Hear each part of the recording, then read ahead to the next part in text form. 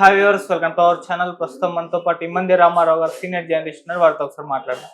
Sir నమస్కారం. Sir నమస్తే బాబు.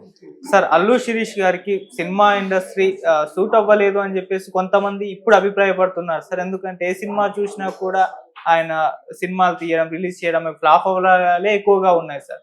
Recent గా వచ్చిన బడ్డీ సినిమా కూడా అంటే బాగుంది అనే టాక్ వచ్చినా కూడా ప్రేక్షకులు థియేటర్కి వెళ్ళి చూడట్లేదు అన్న టాక్ కూడా బయటకు వస్తుంది సార్. ఎందుకు మరి సినిమా ఇండస్ట్రీలో అల్లు శిరీష్ గారు వర్కౌట్ అవ్వడం లేదు? సో సినిమా ఇండస్ట్రీ ఎందుకు ఆయనకి కలిసి రావడం లేదు? మీరేం చెప్తారు సార్? అంటే మొట్టమొదటిసారిగా అల్లు శిరీష్ అనేవాడు ఎవరో సినిమా పరిశ్రమతో అనుబంధం లేనివాడైతే మన ఆలోచన అప్పుడు అవసరం అవుతుంది. దీనికి నాకంటే బాగా అల్లు అరవింద్ ఆలోచించగలడు, నాకంటే బాగా అల్లు అర్జున్ కూడా ఆలోచించగలడు. నిజానికి నేను నటుడవుదాం అనేటువంటి ఆలోచనతో ఆయన వస్తున్నాడు, కానీ ఆయన గురించి ఆయన ఆలోచించుకుంటే నటుడుగా జీవితాన్ని ప్రారంభించినా కొనసాగించడు. అర్థమైందా?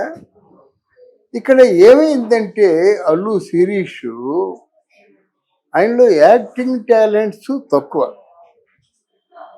దానికి కథాబలం ఉన్నటువంటి చిత్రాలు కావాలి. పోనీ అల్లు అర్జున్ లాగా ఫైట్స్ చేస్తాడా అనుకుంటే ఫైట్స్ చేసినప్పుడు కూడా కష్టపడుతూ కూర్చున్నట్టు ఉంటుంది ఫైట్స్. మూడోది డ్యాన్సులు. ఈరోజు కుర్రకారికి కావాల్సింది అవే కదా, ఆ డ్యాన్సులకి అసలు పనికిరాదు. మరి ఈ సంగతి తెలిసి ఎందుకంటే మరి అరవింద్ గారు సినిమా తీస్తున్నారు, ఎందుకు ఈ సంగతి తెలిసి అర్జున్ గారు ఎంకరేజ్ చేస్తున్నారా అంటే అది ఒక ప్రశ్నార్థకం. నన్ను అడిగితే ముందు కథాబలం ఉన్న చిత్రాలు చెయ్యాలి. కథాబలం ఉంటే ఆ పాత్రే మనకు గుర్తుండిపోతుంది, ఆర్టిస్ట్ గుర్తుండిపోదు. అలాగైతే ప్రేక్షకులు మొట్టమొదటిసారిగా ఆ పాత్రని బట్టి ఆ పాత్రకు ప్రాణ ప్రతిష్ఠ చేసినటువంటి ఆర్టిస్ట్ని వాళ్ళు ఇముడ్చుకుంటారు, లోన ముద్రించుకుంటారు, బచ్చేసాడు అంటారు మాట. అది రెండో సినిమా కూడా వీళ్ళు ఊహించిన దానికంటే ఎక్కువగా పోయినట్టయితే సూపర్ రా అంటారు. మూడో సినిమా అంటే ఈయన కొట్టేది ఎవరు లేరురా అంటారు. అవును, ఈ మూడు ఆయన జీవితంలో నెరవేరే ఫస్ట్ నెరవేరలేదు. పోనీ ఏమైనా ఎక్స్ట్రా టాలెంట్ చూపించాడా? చూపించలేదు. పోనీ ఏదైనా డ్యాన్సుల్లో మరి వేరే డ్యాన్స్ చేసి ఏదో ఒక శాఖలో ఇతరులు లేనటువంటి ప్రావీణ్యత ఉంటే అప్పుడు ఇతని తాలూకు అవసరం పడుతుంది. ఓకే, అంతేగాని వచ్చాడు ఎందుకు రాలేదు, నీ డబ్బున్నోడు కొడుకునంటే ఎలాగవుతుంది? అలాగైతే ఎంతమంది మరి ఎవరు కోదండరావురెడ్డి కొడుకు వైఫ్ ఎందుకు రాణించలేకపోయాడు? ఎన్ని సూపర్ హిట్ సినిమాలు తీశాడు. రాఘవేంద్రరావు గారి కొడుకు ఆయన ఏదో మనకు వస్తుంది, నివాస్ ఏదో పేరు వస్తుంది, పేరు సరిగ్గా జ్ఞాపకం లేదు. మరి ఆయనతో ఎన్ని సినిమాలు తీశాడు? ఆయన ఆర్టిస్ట్గా ఫెయిల్ అయ్యి, లేకపోతే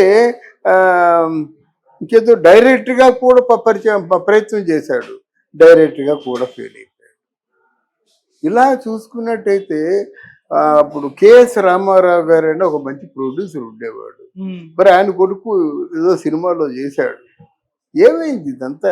ఎక్కడున్నారు వీళ్ళంతా అనుకున్నట్టయితే వాళ్ళు సినిమా బిగ్ స్క్రీన్కి కావలసినటువంటి ఆ సంపద సరంజామా ప్రజలు ఏమి కోరుకుంటున్నారు ఏరి తీసుకోవడానికి అది అక్కడ లేదు. ఏం చేస్తాం? ఉంటే చూడడానికి మరీ ప్రయత్నం చేస్తుంటాం. ఫర్ ఎగ్జాంపుల్ నాగేశ్వరరావు గారిని తీసుకుందాం. నాగేశ్వరరావు గారికి ఉన్న టాలెంటు నాగార్జున గారికి ఖచ్చితంగా లేదని చెప్పగలం. బట్ ఆ తండ్రిని తలపింపజేశాడు. మరి నాగార్జునకు ఉన్న టాలెంటు డెఫినెట్గా చైతుకు లేదు. ఏదో కథాబలం ఉన్నటువంటి చిత్రాల్లో రాణించి ఓ సక్సెస్ అనిపించుకున్నాడు. తర్వాత అందగాడు, ఒక ఇంగ్లీష్ ఆర్టిస్ట్ లాగా ఉంటాడు. అఖిల్ ఎందుకు ఫెయిల్ అయ్యాడు? ఇది గురించి ఆలోచించినట్టయితే అక్కడ శిరీష్ గురించి మనకు అర్థం అవుతుంది. ఇక్కడ సినిమా అన్నది అందరినీ యాక్సెప్ట్ చేయొద్దండి. మహాసముద్రం ఎప్పుడూను వచ్చిన ప్రతి ఏటిని కలుపుకోదు. ఒక 6 మాసాలు అట్టే పెట్టి అప్పుడు తనలో కలుపుకుంటుంది. అదే గొప్ప. ఉమ్, సినిమా ఆర్టిస్టులు అందరూ కావాలని ఎవరు కావాలంటారు చెప్పండి? అందరూ సినిమా హీరోలు అయిపోదాం వస్తారు, కానీ హీరోగా ముద్ర వేసుకున్న వాళ్ళు చాలా తక్కువ మంది. ఏమంటే శోభన్ బాబు ఎన్ని సినిమాలు, చిన్న సినిమాలు చేసి పైకి వచ్చాడండి. ఏమండి ఆయనకి లైఫ్ ఇచ్చిన సినిమా, దాని పేరేం పేరు, వీరాభిమన్యు ఒకటి, అర్థమైందా, గూడసారి 116 ఒకటి, ఇలాంటి కొన్ని సినిమాల్లో ఒక చిన్న క్యారెక్టర్ అయినా గూడసారి 116లో ఆవిడ కృష్ణ కంటే శోభన్ బాబు గుర్తుండిపోతాడు. అంటే కథాబలం, పాత్ర బలం, పాత్ర గుండెల్లో ఉండిపోవాలన్నమాట. అవి లేకుండా నీ సినిమాలో హీరోగా పనికిరానా అంటే సినిమా ఇండస్ట్రీనే ఏలేద్దామని వచ్చాడు బ్రహ్మాజీ. ఉమ్, నాకు ఒక పాత్ర ఇవ్వండి, లేకపోతే ఇది అసిస్టెంట్ డైరెక్టర్గా బతుకుతాను, లేకపోతే ఎక్కడికి పోతానని చెప్పి తెగించి వచ్చిన వాడు రవితేజ. ఈరోజు రవితేజ ఎక్కడున్నాడు? రవితేజ చేసినటువంటి కృషి చిన్నదా? చిన్నదా? ఆయన తపస్సు చేశాడు కనుకనే ఎవరు బ్యాక్గ్రౌండ్ లేకపోయినా ఈరోజు ఈ స్థాయిలో ఉండగలిగాడు. మరి బ్రహ్మాజీ ఉన్నాడు. అసలు యాక్చువల్గా మీకు తెలుసో తెలీదో, సింధూరం సినిమాలో Ravi Teja hero, Brahmaji supporting artist. Supporting artist అయితే ఓ పాట ఉంటుంది, జామ్ పండు రోయ్ అని, అంతే కురగర పట్టేసింది అని డ్యాన్స్ అని ఆ వర్క్లో ఈజ్ బ్రహ్మాండంగా పట్టేసాయన్నమాట. న్యాచురల్గా డైలాగ్ చెప్పడం. అందాన్ని చూసాము మనం, అందగాడ రవితేజ. మరి ఎంతోమంది హీరోయిన్లు మెచ్చినటువంటి అందగాడయ్యాడు. అందం అన్నది స్వభావాలను బట్టి ఉంటుంది. ఆ రూపం ఓకే, కాసేపు వెడితే ఎక్కడుంది? ఏ కెమెరామన్ చెప్పాడు నువ్వు గడ్డంతో ఉంటే బాగుంటుంది, గడ్డం లేకుండా అని. అందుకే మొదట్లో వరుసగా అన్ని గడ్డంతో ఉన్న సినిమాలే, ఇప్పుడు కూడా గడ్డంతో ఉన్న సినిమాలే చేస్తుంటాడు, లేకపోతే చూడలేము ఆయనలో. అందువల్ల ఇవన్నీ చాలా నేర్చుకోవాలండి, తపస్సు చేయాలండి. వీళ్ళు వచ్చిన వాళ్ళందరూ ఉన్నారంటే మామూలు సాధారణమైన కృషి చేయలేదు. మరి చరణ్ ఏమిటండి, మరి ఆయన కూడా హీరో కొడుకే కదా, ఆయన యాక్ట్ చేయకూడదు కదా అని అనొచ్చు.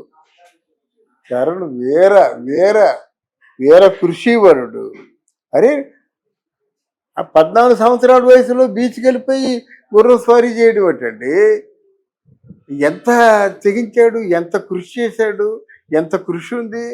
అలాగే 100 సార్లు భగవంతుని కోరుకుంటుంటే ఎప్పుడో ఒకసారి పొందుతాడు. ఏమిటండి నీకు కావాలంటే గుర్రపు స్వారీ బాగా చేయాలంటే అది తదాస్ అంటాడు.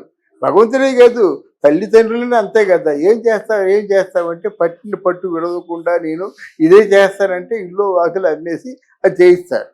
ఓకే, అందు ముందు మనకు కావాలి కదా తపన, మనకు కావాలి. ఇప్పుడు ఫైట్స్ చేయవలసింది నువ్వే కదా, డ్యాన్సులు చేయవలసింది నువ్వే కదా, డైలాగ్ చెప్పవలసింది నువ్వే కదా, పెర్ఫార్మెన్స్ నువ్వే కదా.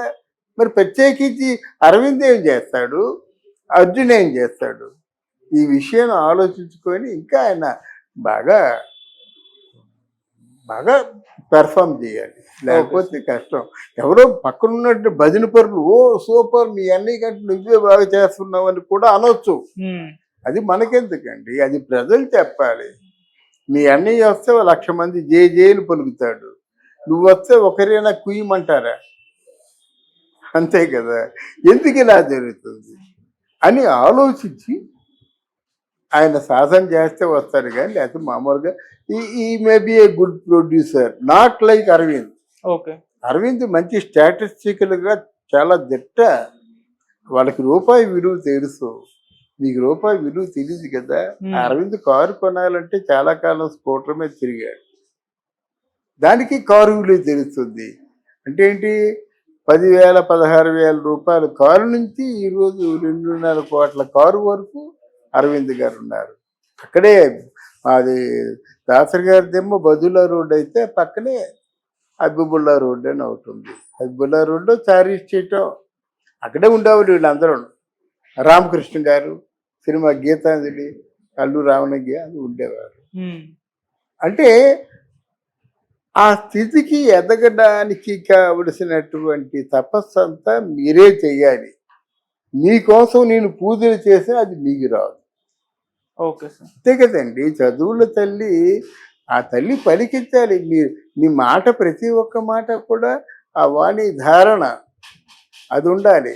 అది ఎప్పుడు వాణి పలుకుతుంది? పదే పదే పదే పదే పదే అదే తపస్సుగా భావించినప్పుడు మీరు సక్సెస్ అవుతారు.